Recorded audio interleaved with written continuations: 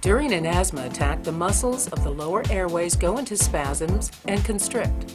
This narrows the airway and reduces the flow of oxygen into the lungs and causes shortness of breath.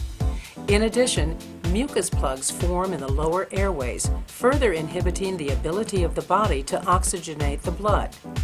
The incidence of acute asthma is increasing, especially in urban populations. Approximately 20 million Americans suffer from asthma, according to the World Health Organization. Someone who is experiencing an emergency asthma attack will typically be sitting up in the tripod position, where they are leaning forward. They'll have obvious breathing distress that is evidenced by excessive muscle use around the ribs. Other indications include difficulty in talking, distress and anxiety, a dry, unproductive cough, possible loss of consciousness. Many victims with asthma take a prescribed bronchodilator medication and can self-administer it. First aiders may assist the victim in using bronchodilator medication under the following conditions.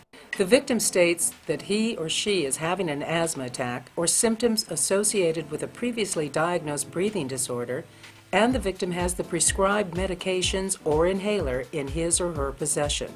The victim identifies the medication and is unable to administer it without assistance. Utilize the acronym AID. First aiders should be familiar with how to use an inhaler. Remove the cap from the MDI, metered dose inhaler, and shake well. The person should breathe out all the air in their lungs.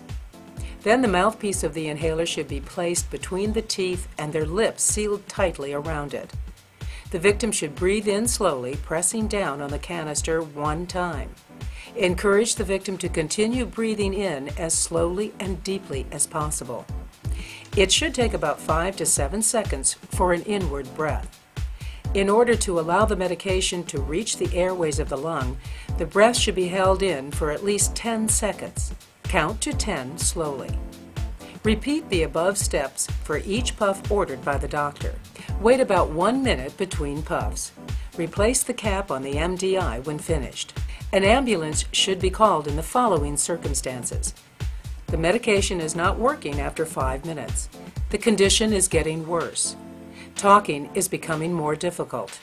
They start to become exhausted. Continually assess the victim. If a victim is suffering an asthma attack and does not have an inhaler, utilize the acronym AID. Sit them down, ideally leaning them slightly forward.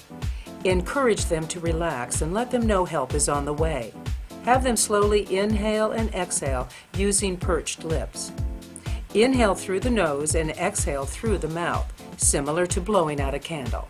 Loosen tight clothing. Oxygen should be provided to all victims with severe asthma, according to the ECC 2010 guidelines.